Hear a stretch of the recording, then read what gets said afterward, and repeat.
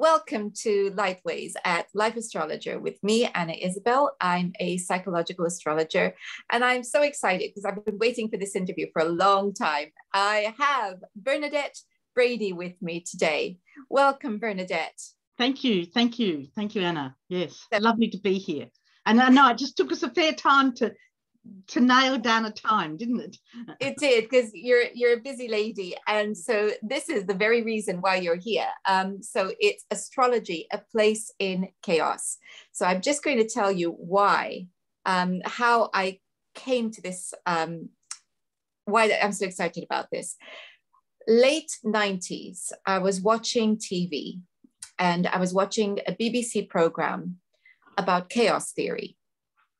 And they started talking about fractals.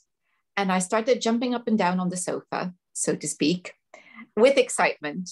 And I said, that's it. That's how astrology works. Unfortunately, not knowing I was going to get so excited about this program, I wasn't recording it. And there were no repeats. So it stuck with me, this little idea in the back of my mind. And time went on, and science not being my first language, or physics or anything like that not being my first language, it's not something that I went back to until I saw your book on the catalog for the Wessex Astrologer. Right, and the title leapt out at you. And I thought, at last I can follow this thread. And so here we are today. And yes. So then, in the book, you talk about... I should say, I wrote the book 15 years ago, actually nearly 17 years ago, thinking back. So I've had to sort of re-look at the book, before this interview to think, hang on. And I mean, I know it, but yes, if you actually ask me a particular page or verse, I might go, not sure, but I can answer it anyway. But yeah, and it was... I just realized that was my journey in thinking then, which I'm still support the arguments in the book, but it was a while ago. Yeah.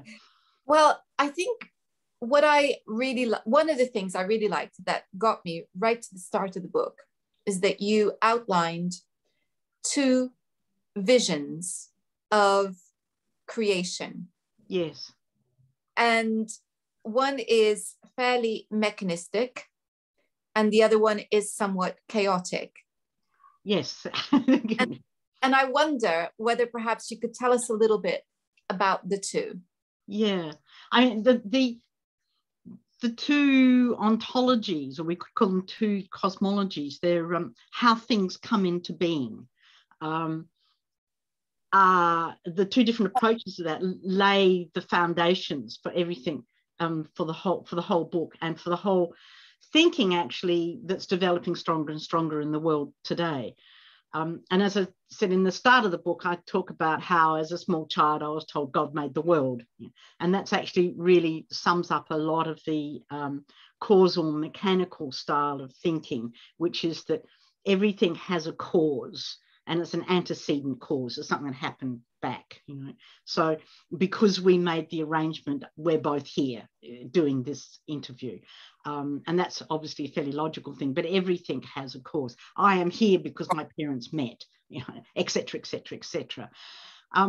And so therefore, any given event that occurs, if we stand back and if we had time to examine it, we should be able to find every single antecedent cause. And the issue with, and this is what science is based on, or the Newtonian science is based on. So as you said, mechanical, logical, cause and effect. And the problem with that, there's a real plus and there's a real problem, right? The plus is that if you want to make something work, like this pen work, you use reductionism. You break it down to the smallest possible components, like how the ink flows to what sort of ball bearing you put in the nib, you know, et cetera, et cetera. And you solve that problem, and then you build it back up, and voila, you eventually, using reductionism, using breaking it down to small parts, understanding it, then bolting those together mentally or literally physically. That's how it works. That's how the pen works. That's how the car works. That's how a plane flies. That's how the technology runs. And that in many ways is how our modern world works, and we all want it to work like that. So if your TV doesn't work, you check the plug, you look for cause, you et cetera, et cetera. And so the positive side is it gives us technology, it gives us solutions to things, it drives the world. It's very, very effective. The problem with it is that if everything has an antecedent cause, you keep following it back, and you eventually get to the question, well, what was the beginning? What was the first cause? And science says the Big Bang, so that the Big Bang happens, and even the fact that I've moved my hand just like that is a consequence of the antecedent causes from the Big Bang. And if you don't have the Big Bang, then you actually have God instead, an artisan God that's outside of the system that thinks one day, I'll make the world, you know, and then God gets that running, and in a sense, then it's cause and effect. And there's all sorts of variations on God, obviously. And that's the cosmology that I grew up in as a child, and that the world has existed in really for a considerably long period of time. And we call it Newtonian, but it's much older than that. We could also call it Platonistic, you know, like it has deep roots. The only problem is it doesn't explain everything, because there's other things that go wrong that don't quite work. And as I say in the book, this was sort of counter in contrast to my experience of the world, my experience of living in the world. And I'm sure, you know, your listeners and viewers, etc., they've all had similar experience, which they're, you know, before you started the interview, you talked about synchronicities and so on in your own life. And we all have that, a dream about something which happens 2 weeks later. And it's not necessarily anything great and earth-shattering. It's a dream. Like, one morning I woke up and I dreamt of cyclists on a road, and then I went down, I was driving, and all these freaking cyclists were on the road, and I thought, well, what was the point of that dream? Or one night I dreamt of platypus, you know, I'm Australian, and the next day there was a big news story about platypuses doing something. I think, what is in the ether that's, you know, that's going on? And we all have stories like that. We all have stories about you know, intuition that works, sometimes very powerful and very important. And our experience of the world is like that. And indeed, when we make our decisions about what we're doing with our life, most of us, they're not all of us, but most of us will do so on tiny, tiny little signs, which we call signs. Tiny, tiny things. We'll make major life decisions based on a synchronicity, etc. So the way we live our life is not actually in this ordered, rational, logical sort of manner. And yet we're told we're meant to live our life like that. So it was a bit like the King's New Clothes story, do you know, like the and it just seemed to me then everything that was on that side of the equation of synchronicity, etc., was deemed by the other side, the cosmology of order and logic, as being delusional or fantasy or old wives' tale. There's another good put down, and things like that. And the reality was that we all lived in this, but no one acknowledged that that's actually what was going on. Right? So on the larger scale, that's been changing since the work on Mandelbrot, really. I mean, it's been changing since it was challenged with Heraclitus back 400 BCE. You know, you can never step into the same river twice. That's his line. But there's been other ways of looking at the world. And this other way, the synchronistic way, shall we call it, is an ontology, a way the world comes to be, the way things happen, is not in antecedent causality, but rather in super saturated feedback loops, which manifest as patterns. And we see that, you know, like when a sign happens and we follow that, we can talk about that in that ontology as the sense of the early flickers of the beginning of a new pattern, and pattern is order. So some people can sense it more quickly than others. Got no idea why, do you know, sort of, they can sense it and they'll act on it. And then they'll call it a hunch and intuition and so on. But what it is it's very sensitive pattern recognition at some capacity, whether it's psychic, whether it's olfactory, whether it's subconscious, got no idea, Anna. But this world is sort of constantly mixing life together.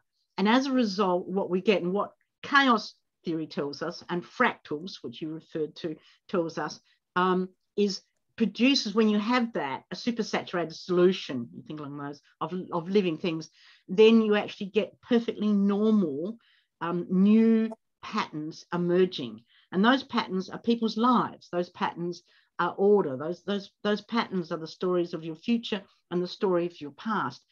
And the more they've studied this, the more they realize how important it is. And so they now acknowledge, like in family therapy, that there's patterns that run over generations of reoccurring themes.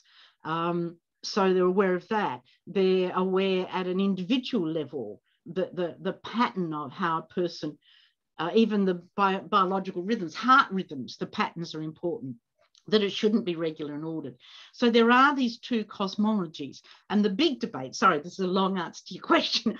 The big debate is once you've got the emergent patterns, which is life emerges out of the void, that's the other creation myth. Once you've got that, then does it generally follow if we want to make force order, if we want to be an artisan god, do we do that by reductionism using the Newtonian approach, and that works?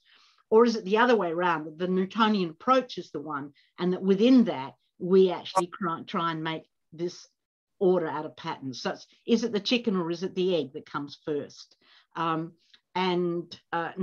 Nobody knows.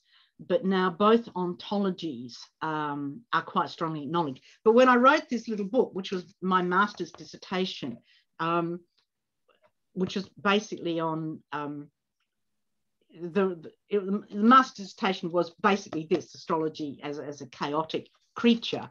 When I wrote this, I was actually told that this was an ontology that wasn't valid. That was back in 2005, 2004. You know? So this is really, the world is changing, you know, in that regard. But I stuck to it. So it's a long answer to your question, but basically you have two ontologies, how things happen. One gives us reductionism and technology and is pursued vigorously by science and requires an antecedent cause. And the other is organic, which also includes inorganic, the whole, you know, the biosphere, the solar system, whatever. And it's by the complex interaction of things in a feedback, natural patterns occur. And the two-dimensional expression of those natural patterns are fractals, which you mentioned earlier. So sorry, Anna, you got me talking, right? No, that's absolutely wonderful. It's not a short answer, and it could not be a short answer. We're not reducing everything to its parts. No, it can't be. So can't be. I think the reason that I find this so appealing is because there seems to be a trend, a long trend in science, which is treating the mechanical approach to science in a fairly, I would say, religious way. Highly privileged way. And anything that cannot be replicated in a lab does not exist. And, you know, you can't replicate people in labs. You can't, I can't cook the same thing twice and have it come out exactly. I know. You know, we should sort of say, for your listeners, that science is shifting its base, right? Definitely back 20 years ago, what you've just said, I think is quite strongly supported. Less so now, mainly because the environment's pushing that, the need to understand what's going on in the environment. They've actually realized things are a bit interconnected and that they can't, you know, they can't predict the weather now. You know, chaos theories was discovered because they were building a bigger and bigger and bigger and bigger computer to predict the weather. And, you know, the whole thing was that a minor mistake was made in an algorithm. The guy went out and get a cup of tea, came back, and there's a totally different weather pattern happening in his system, and which shouldn't have happened. So that's, you know, so that was the beginnings of realizing that the rational or rather reductionist approach wouldn't work. So I should just, here I am defending science. I should just say in the actual climate and environment is, I personally believe, is really pushing this other ontology that everything is totally interconnected and new patterns will form. And you see, astrology fits into that other ontology. Yeah, exactly. And also I actually got very excited when I read about that story with the weather and the attempt to predict the weather, because it made me think about all the computer models that have been proven to be disastrously wrong. And you know, and here we are. And the question I had was, here we are again. Are we just trying to do the same thing again of controlling and predicting something that actually can't be contained in that way? yes. So it did pose that question to me. But the thing about the connection between astrology and this, I thought was fascinating, because astrology is very much on recognizing the patterns. Yes, absolutely. And that's the thing. The thing is, and I'm probably going to upset some astrologers here, if we had a long discourse on, I mean, for thousands of years on reading tea leaves, they could probably work just as well. What we're really saying, and people get upset when I say that, and I'm not, because they see the planets as living things, or everything is a living thing in that regard. So I'm not going to, you know, draw distinctions there. What we have is a subject that comes from a period where things were far more flowing and morphic. Gods were half human, half people, etc., etc. And there's a sense of observation. It wasn't rational, so it was an observation, and it was trying to understand one pattern by examining another pattern. And within complexity and chaos, that's a reasonable approach. So we don't look for antecedent causality. We actually accept cause at a distance. Right? So that basically, we don't know why, but a pattern here can imply a pattern there. Now, astrology then gets built up looking at a pattern there and relating it to Earth. And so hence we have that there. And astrology is actually dealing with life, people's lives, and countries' lives, and different things in that regard. And in that regard, astrology has been shaped to fit into the way we live on a daily level. And in that regard, then, you know, and psychological astrology is part of that, and humanistic astrology is very much part of that. And so we've shaped astrology to show us or help us understand the emergent patterns in an individual's life, or in a country's life, or in a family's life.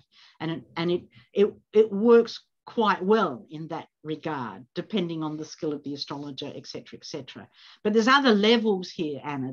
There's other really important levels, like a pattern will emerge, but the one thing they do know is that the pattern can be influenced by intention, which opens up a whole thing. Because first of all, you mentioned The Economist or whatever, they never get anything right or whatever, like, but if there's an intention by the new reductionist approach to achieve something, it may not be their efforts to do that, but further over here it starts to happen independent. So then in politics anyway, they leap onto that and say, look what we did, like that sort of thing. So their intention is still quite important into the mix.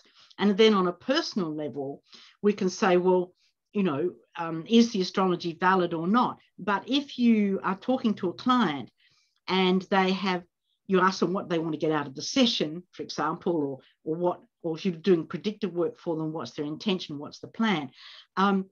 If you bring their intention and then plug it into a pattern that's already there, astrological, then that amplifies their intention, which can really make the whole thing happen. I mean, once I was asked by somebody, how good are your predictions, 50%, 60%, whatever. I looked at them like it was a nonsensical question.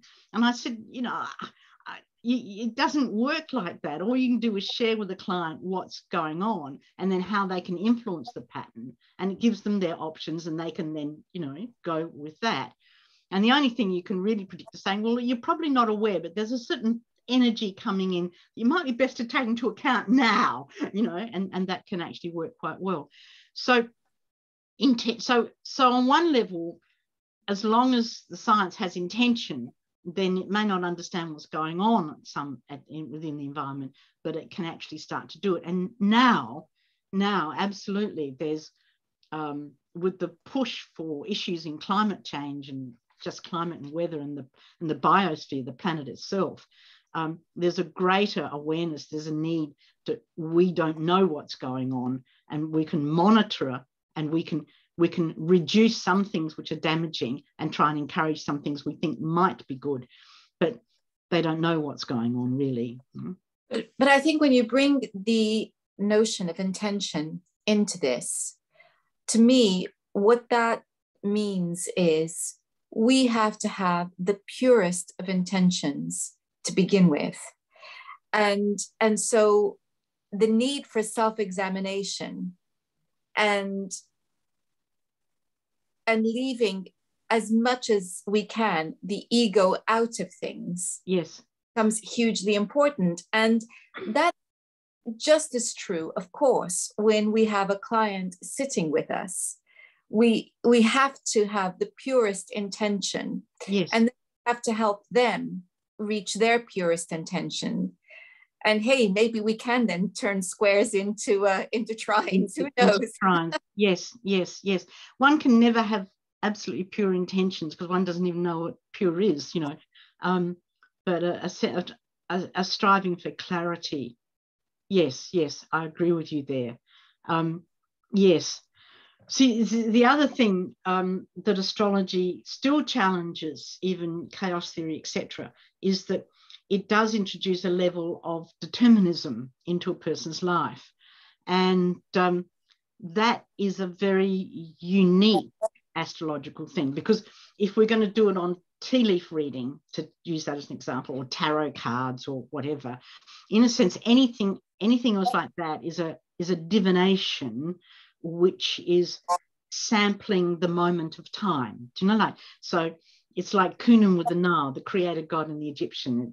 He looks for the swelling silt in the Nile and picks it up and creates life from that. So that's sampling. It's like catching that moment and seeing what are the potential patterns in that moment.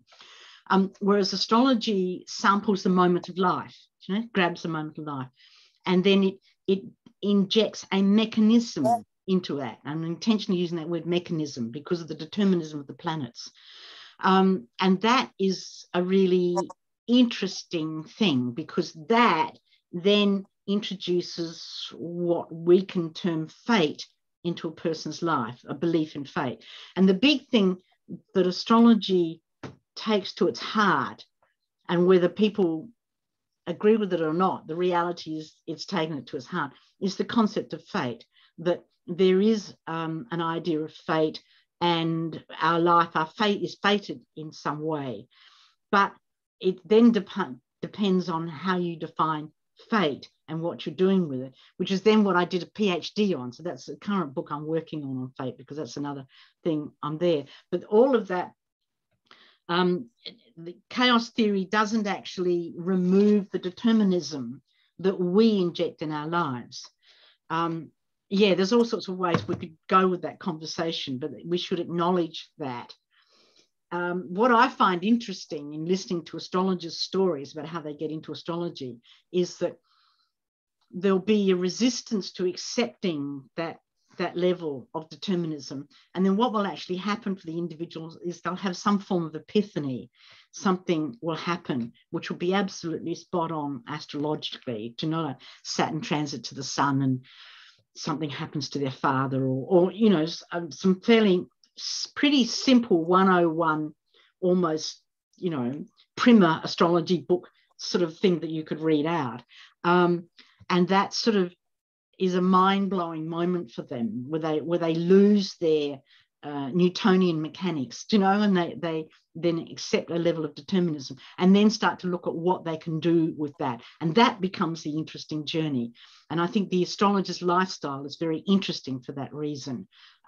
It's an individual who accepts a level of determinism or purpose in their life, and this comes back to your self-awareness point, but then steps back and think, what can I do with that? How can I work with that? So the astrologer's life is a dance with the planets, a dance with the cosmos. And we are in constant communication with the cosmos. And that, for other reasons, I think is a very good thing, right? You know, yeah. Yeah, I love the idea of us dancing with this, because that's exactly what it is. It's an interaction. And the question of determinism, you're right, we can't escape it. Yes. But it's how we interpret it. Yes. And that's the interesting thing. And that's where we do get into the idea of it being a very organic thing again. And there's a level of unpredictability there to a certain extent, because what are we going to do with this? How are we going to? Well, this is where it gets really interesting, because most astrologers would think that when you're having a big transit, for example, that's when you're heavily fated, to use that word. But I actually think it's the other way around. I think our normal everyday life, what we're doing now, that's our fate. You know, we're just running the same course. I mean, you know what you're going to have for breakfast tomorrow, roughly. Do you know, you know what next month you might be doing. You know, your life, you've built your life. It has a pattern, and you're going to run that pattern. And although you can't tell the details, you can tell the universal. You can tell what roughly the pattern is, and that's the interesting. And that's your fate. That pattern is your fate. How do you get out of your pattern? How do you change that pattern? Well, in astrology, we say when you're having a big transit or a progression or a big predictive event. So when you're going to change a pattern, fractals tell us, and chaos theory tells us, you change a pattern when you're at a bifurcation, when you actually get to a point where it could go other way. You know, sort of. So this is the problem everybody's worried about with the climate, because it knows it's organic. If it hits a bifurcation, it could suddenly just flip, tipping point, to an ice age or a heat thing like Venus. Or they don't know, but they just know it can push it. Personally, in your own life, then you're ticking along, you're running your own pattern. You see a big transit coming up. You think, that's when I can change the pattern. That's when I'm free of my fate. That's when I can be in control. That's where I have free will. So I can approach that, whatever transit it is, and think, what would I really like to change in my life? What would I like it to be? Because we all know you can't change a pattern easy. Try and change one of your habits. Go on, try. No. So you know, you think, right, you have to do it at a tipping point. When you're at a tipping point, a big transit, for example, or a progression or a primary direction, whatever is the event, that's a tipping point. So as you get to a tipping point, if you know that you really want to change your whole life or do something different or whatever, if you focus on that and you reach for that at that time period, then you've got the greatest possible chance of hitting that tipping point in a positive way. And suddenly, boom, your whole life can change. Because we know our life changes on sixpences, not slowly. Life's change like that. So bringing chaos theory and fractal work, etc., into astrology as a working astrologer, you can apply that to think, what is going on when someone has a big transit? How can they use it more effectively?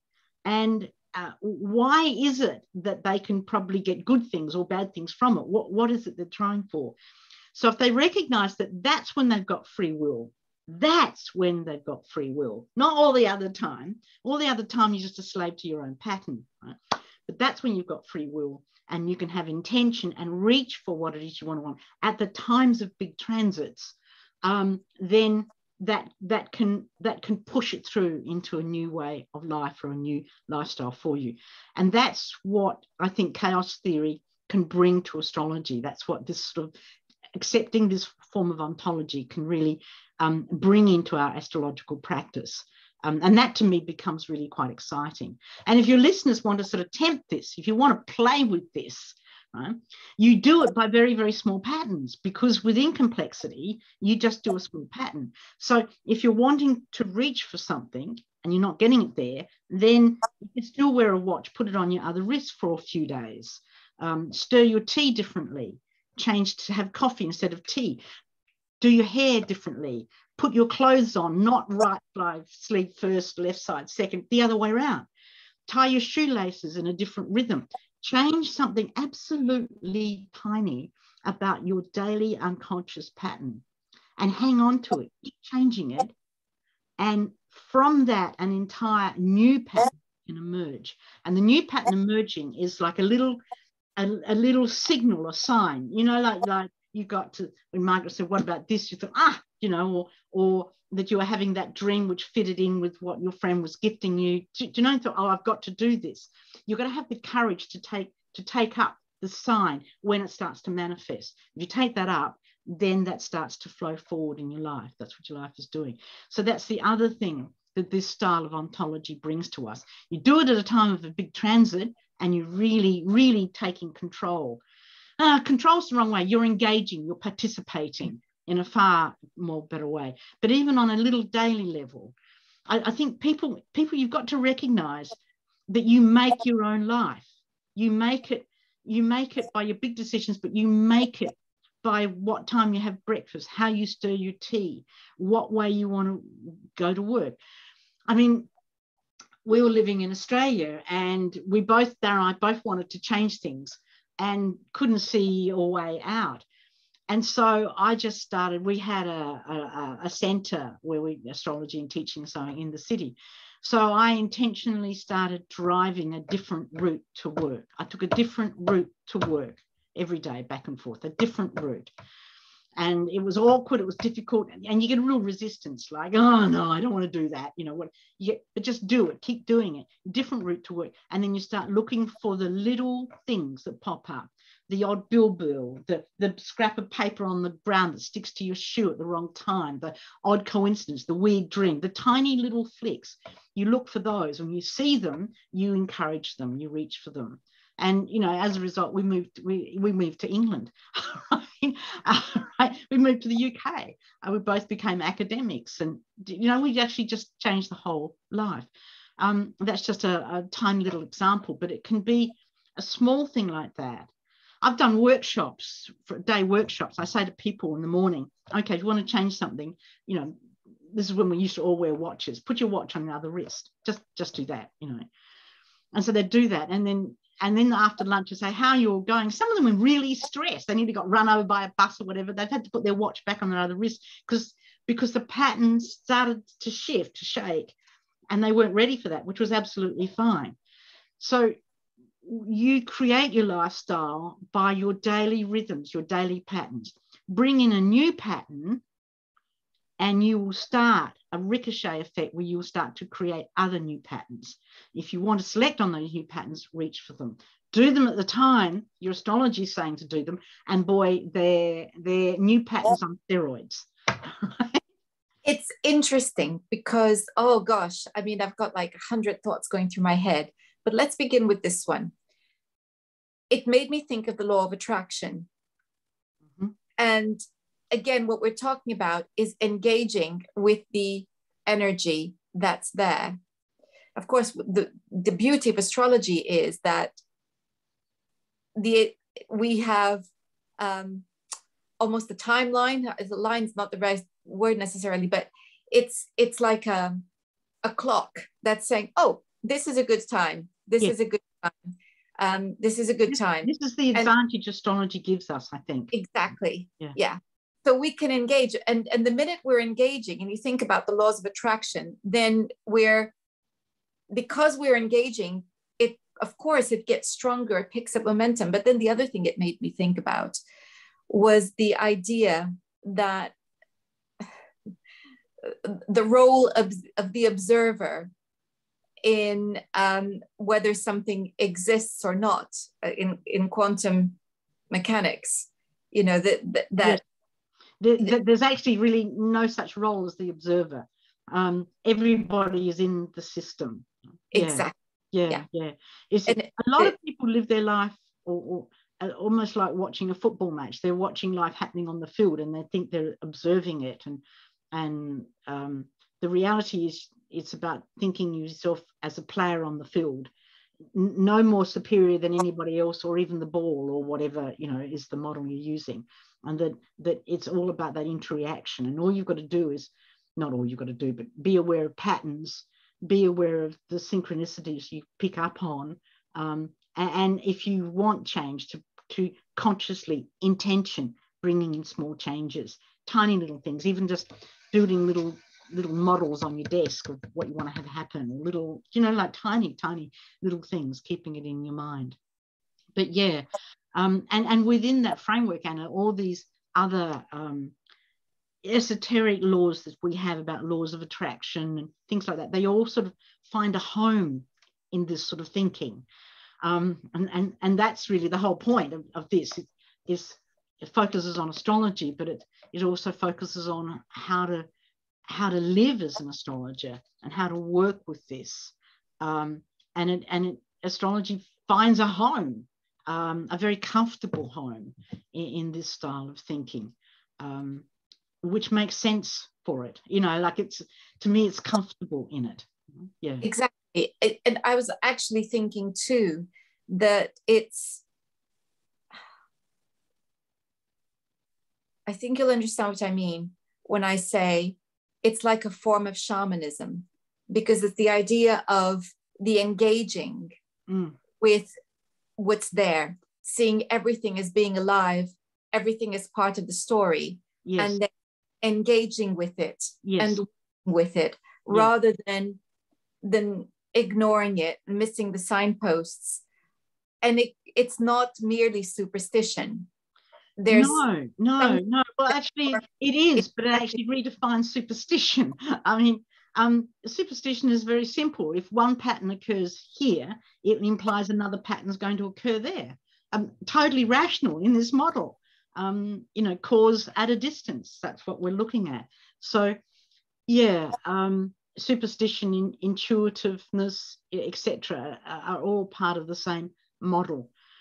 And yeah, and that's why I wrote this book. I remember I did the MA, the dissertation, which was on this, and then I said to Margaret, I said, I think, you know, this would be good. And she wanted to, you know, I could make it quite a big book. And she was we're working out the format. I said, no, it needs to be a little book, because it's a big idea in a little book. And that needs to be, to me, that seemed important, that because it was just like this book was like a drop in the pond, and it may or may not cause other things to happen, but it still sells really well, and people love it because it gives them a pathway. And indeed now, as you're aware, I mean, I teach the MA at University of Wales on the MA, which I did the dissertation for, on astrology and astronomy, cultural astronomy and astrology. I teach in that. And this idea of this other ontology is really deeply embedded in that MA, which we support, not only within astrology, but I teach sacred geography. That's an, you know, landscape and human beings. Whoa, that's where things can really take off, where landscapes can start talking back, you know, and where rocks are alive and etc. So, but it is amazing when you actually you use the term shamanism, but if you just take the position that we're not privileged, we're part of a very rich system where all things are contributing, whether they're rocks, they're contributing at a slower level, but just as vital, or insects or everything in between. They're all part of the system. And at any one stage, any one of those things can claim agency in your environment and dictate and become the lead player. You know, if a rock falls on your head, it's taken agency. If an insect bites you, it's taken agency, and changing the pattern. So everything has equal power to change the world you're in. And if we see ourselves as just one part of that, you know, totally participating is another big word within the academy, participating in it, then you're in the center or on the edges. You're on the playing field and can actually start to bring your own intentions and thoughts into play in that, for better or for worse. I mean, chaos theory or fractals and complexity has no moral conscience. We have a moral conscience, but it doesn't. If you want to create evil, then that's the way you create evil. Yeah. Do you know, like, but if we come to it with a good intent, but what might be good for your life could be detriment to someone else's life. That's why you haven't got supremacy. Do you know, it's all in the mix together and you're working with it. But all we can do is see the world from our eyes and from our chart. And I think the advantage that astrology gives us is that it shows us the really hot times when our personal patterns, our fate, and I think fate and pattern are very similar, are reaching points which are called bifurcations. Do you know, where something can go either way? I think a model, I don't know if I do it in this book or my other book on it, that, you know, you have a ball, you've got a valley like that, do you know, like, and you can take the ball up so far and you drop it to go straight back down, and you keep doing that, but it gets to a point where it can go either way, and if it decides to go that way, it goes straight down into that. And that's how we tend to live our lives, like that. We sort of might try to bring changes in, but nothing happens. We keep living the same sort of pattern. But then we can get to a point, which I think is a big transit or whatever, then you can be on that cusp and you can try and push that little ball bearing over into the other valley. And that makes life really exciting and really interesting. But it's also fun. You can watch for the little patterns emerging. It's hugely interesting. You know, your listeners and viewers can do this today, just in the simplest little ways. It's a living system. So yeah. It is. And I think, you know, the other thing that comes to mind is how, and you talk about this in the book, you know, the desire for, you know, homeostasis. Yes. And how that can be. Your video's just gone. Yes, it did. I'm not. You know what there. Patterns. Homeostasis, yes. It's something we all desire and never have. Exactly. And we can spend a great deal of energy resisting change. Yes. And actually working with it is probably a better use of our energy. Yes, I would totally agree with that. Working with it with soft hands. Yes, yeah. We are constantly, life likes homeostasis. Life is a form of a collection of elements that reach some form of homeostasis. That's whether it's life, the biosystem is also like that. Right? And we try and maintain it. I mean, it's very important. I mean, body temperature is an interesting one, you know, amongst many, numerous thousands, millions. So we want to maintain homeostasis, and we do that externally as well. How we live our life, we want it to be homeostatic. And so our own desire for homeostatic is the very thing which stops us from changing habit patterns, makes it hard to give up smoking, or makes it, you know, like whatever, makes it difficult. And science says it's the nicotine addiction. No, it's not. The nicotine addiction you get over in 4 days or whatever. I gave up smoking in 1980, so, you know, I can't remember now. But it's not. It's actually the pattern of smoking is the hard thing, or whatever it is. And it's our desire to be, there's a almost like something in us knows that if we change something as fundamental as that, for example, we break that homeostasis, then a new homeostasis has to be formed elsewhere, and that's going to be maybe a little unpredictable, or not sure, or could be dangerous for us, or whatever the case may be. But yeah, life likes homeostasis, stasis, but rarely gets it. Well, speaking with my other hat as a clinical hypnotherapist, all right, the patterns that we really get into are our thinking patterns. Yes. And if we can change that shift in thinking, then that's where real change happens. So yeah, but good luck with that. As you know.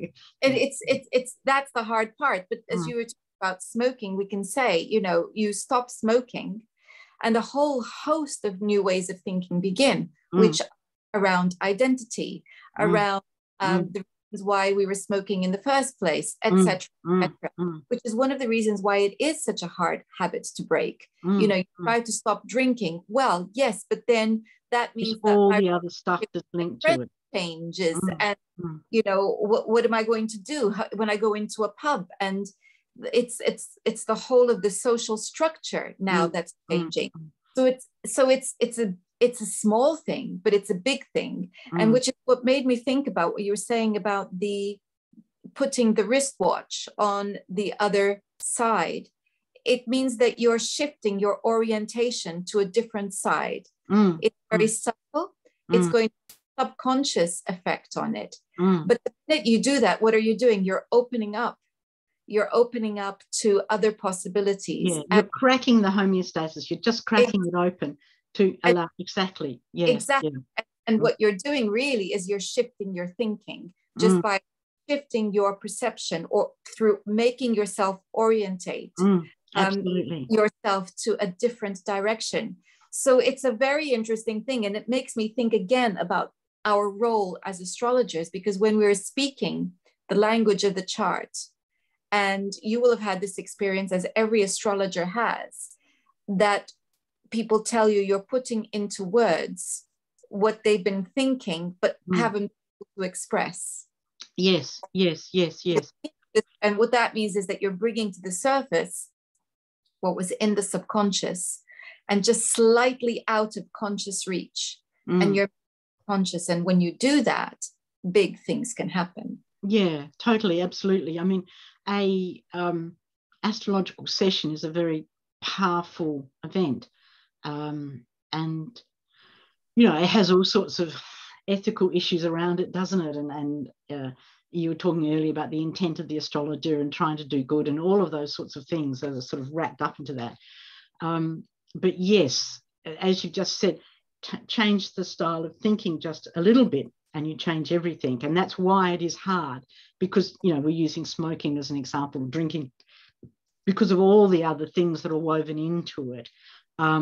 So therefore everything, and that's what we consciously know about, everything is interconnected, right? And that gets back to where we're at with the conversation, is that as soon as everything is interconnected, then the way it produces new order is through the apparent random, but that word is not necessarily quite right, emergence of new patterns. And an emergence of a new pattern is a new habit, a new lifestyle, a new way of thinking, a new approach to an old problem, a solution to a problem, etc. That's what a new pattern actually means. And you can't forcibly create them. You have to approach them with soft hands. And as astrologers, I think we have a slight advantage, because I think we can see all humans reach bifurcations in their thinking, in their lifestyle, in their health. Do you know? I mean, the biggest bifurcation we'll all face is death. It happens in an instant. That moment. That's a bit of a shift. So we all, every day there's bifurcations, some really tiny and some really huge. But I think astrology can actually show us when the pattern is super saturated and is prepared to flip or change. And it can give us tools not only with timing, but can also help with the intention in our client, to use that intention to reach for the new thing. There's no guarantees, but at least it's putting them, giving them a total awareness of the patterns they're in and helping them participate as much as possible. And that's really, as astrologers, all we can really do, I think, which is a lot, I believe. Right? So what role or at what point is this about self-fulfilling prophecies? Well, yeah, that's fine. Because that's absolutely fine. I'm all in self-fulfilling prophecies. I'll buy into that. I'll tick that box. Absolutely. This is why it's nonsensical to say, you know, does astrology work? It engages with the way that humans work, because it's been modeled on that. It embraces an ontology of cause at a distance, and it acknowledges that things can. It acknowledges a form of fate that can shift and change, living in a pattern. It acknowledges living in patterns. We talk about Saturn cycles and things like that. We simplify it, but it acknowledges that. And therefore, it works as a model. It's a very useful model. And we can, by this little bit of tuning, which is what I've suggested here, we can really make it even more effective by just understanding what's going on and how to help our clients more, with participation, etc. And just, knowing where these patterns can actually change. So, self-fulfilling prophecy is good because that means the person's been able to actively engage and has got partly what they're after. And then, there's the other sort of clients where, when you don't get what you want, you call it an experience. And that's another thing as well, because the other thing that we can find with clients is they come to us when suddenly something has dropped, like boom, and they come post the big transits and they're saying, what the hell was that? Like, what's going on? And that also can be immensely powerful because you can look back and unpack it for them so they can understand. They have a context for understanding why it is so, that they are not. I've had clients saying, like, this has happened, that happens. And I've looked at them and I've said, that's brilliant. And they go, what? I said, yeah, that's because that should have happened. That means you're totally in tune with the cosmos and you're doing it really well. So let's now get this a bit more forward looking so you can use your really positive participation you've got with the cosmos in a little bit more with greater awareness. I said that's absolutely, although it hasn't been enjoyable, the fact that your life has been absolutely terrible for 2 years is totally, absolutely in keeping with your personal relationship with the cosmos. Well done. And that's called reframing, but it actually has a huge impact because they're not then the one to blame, Exactly. And they can move forward. And nor are they mere victims. And yes, good point. Thank you, Anna. Good point. It's a very empowering thing. And I was just thinking about this notion of empowerment that comes from engagement, because we were talking, I said, what somebody's going to throw at us. Oh, it's a self-fulfilling prophecy. And of course, the other one is placebo. It's an undesirable thing. I'm thinking, no, it's the best thing. If you're that this is the placebo, then that's the power of the mind. And why does it work? It's because we are engaging. So yes, is homeopathy a placebo? I don't really care. That's right. Exactly. The fact of the matter is what it does, which allopathic medicine does not do very well, is it allows the person to engage with the treatment and be part of it. Yes. And therefore empowers them in the healing process. It gives them a part to play. So is it a placebo? I don't know. But if it is, what a wonderful thing that says about our ability to self-heal. yeah, absolutely. I'd love more placebos like that, please. Yeah. I don't have problems with that either. I don't need astrology to be proven by statistics, because that's actually would kill it. That would destroy it. Because then it would move it into the Newtonian model, mechanistic model, where it doesn't work, to be honest, to look at it that way. So I'm not worried that it's not proven by statistics. I think it's fantastic that it can't be proven by statistics, because every time they nearly get approved, it morphs on them, it changes, so it's fine. So that's not an issue. And all of those comments about self-fulfilling prophecy, placebo, fine, because that's what we're dealing with. We're dealing with intention creates patterns. And we're dealing with understanding that, and what the astrologer can give to the client is the timing. That's our determinism part, the timing of when those come in. And there's another really weird thing that comes in here, that the more a person participates with the cosmos, their astrology, the more it works. I don't mean that the Pluto transits get worse, just the timing gets sharper and tighter, and the rhythm gets clearer. The more a person doesn't engage with it, then the less it works. So that's actually known and recognized as participation within anthropology. Within anthropology, a model of that is that you might think all these natives are really weird because they believe in all these ghosts or something. You know, I'm just making this up. But the doctrine is within anthropology is that, sorry, my PhD is in anthropology, so I had to do all this stuff, that the more you believe, if you just sort of pretend that you believe what those people believe is true, then you actually start to see it as so. You participate in their ontology. And this was thought that the anthropologist was going native or going mad. And then they realized that it's okay. It's called extraordinary anthropology. It's actually given that name where the anthropologist, you know, the straight-laced anthropologist goes and suddenly becomes one of the natives, you know, and so on. And that's participation, engaging with it, but even pretending you believe in it starts to make it so in the world. And the same thing happens with astrology, that the more a person adopts astrology as an astrologer or as a client, the more the narrative increases and it works. But if someone steps away from their astrology or the client, whatever, it'll fade. So this is another, I don't talk about this at all in this because I hadn't done my PhD in anthropology yet, but we're dealing with this organic thing that can't be laid out on a linear scale and nailed down. Now I'm not challenging Western medicine, which I think is amazingly wonderful and needs to be, but there is this other side that has to be acknowledged as well, exactly. Which homeopathy fits into that, and intention, yes. And again, we're back to engagement when you're talking about, you know, the fading of the effect in a sense. It's back to engagement, because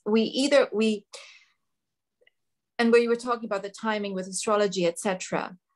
What astrology is brilliant for is recognizing. You've got company. No, I think it's probably the doorbell done ring, but that's all right.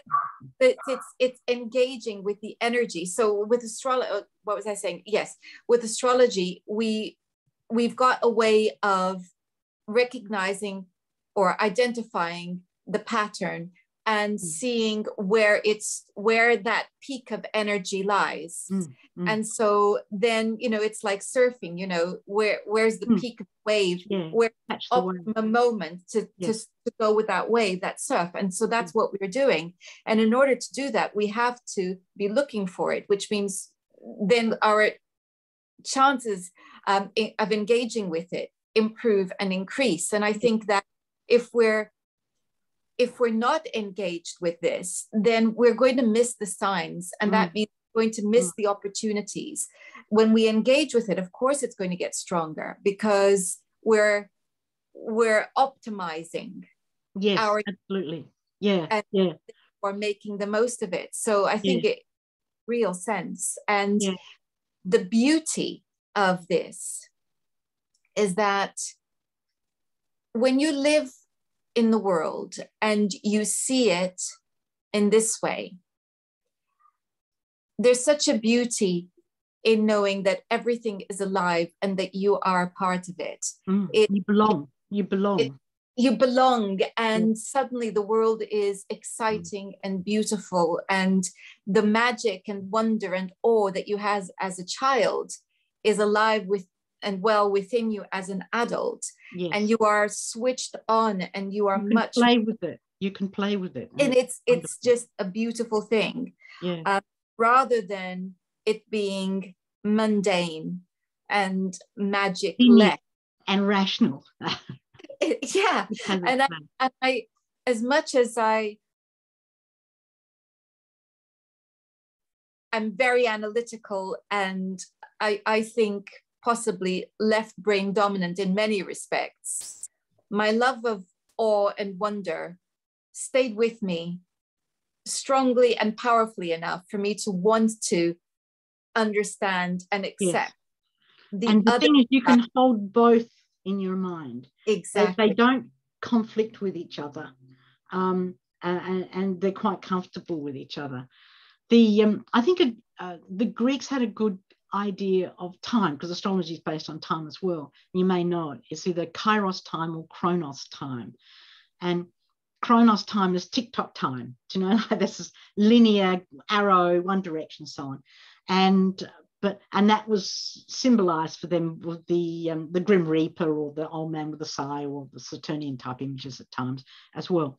But they also had Kairos time, and Kairos time had the god had a really weird haircut, and his haircut was that he had all his hair in the front, but he was shaven. The back of his head was shaven like that. And the idea was, if you could see Kairos time coming, if you could see him before he got to you, you could grab him by his front lock and then use that time, right? But the moment he was beside you or past you, you couldn't grab him because his hair was shaved. So the idea here that they thought there was a time for everything. There's a right time and a wrong time, a time for everything. But you actually had to know about it. But it was Kairos time. Kairos time was time that had quality attached to it, rather than Chronos time, which is just time that is all the same. Do you know, like, so time with quality installed in it. And if you understand the quality, then you could work out that, you know, that there's a time for everything. And if you knew about it in advance, then you could set things up so you could use that to your most advantaged system. And that's their idea of Kairos time, which is also at the heart of astrology. Astrology says time has quality.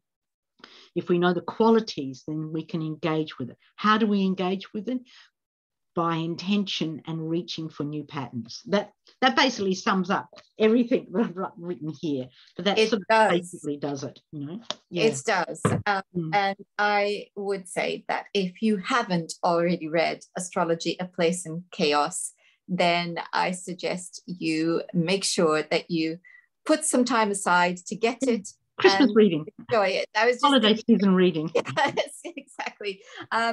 So I will put a link to the book on the description box to this this podcast. And hopefully your viewers enjoy it. I mean, it's been lovely. Just we've sort of covered a lot of things. So I hope I haven't talked too much.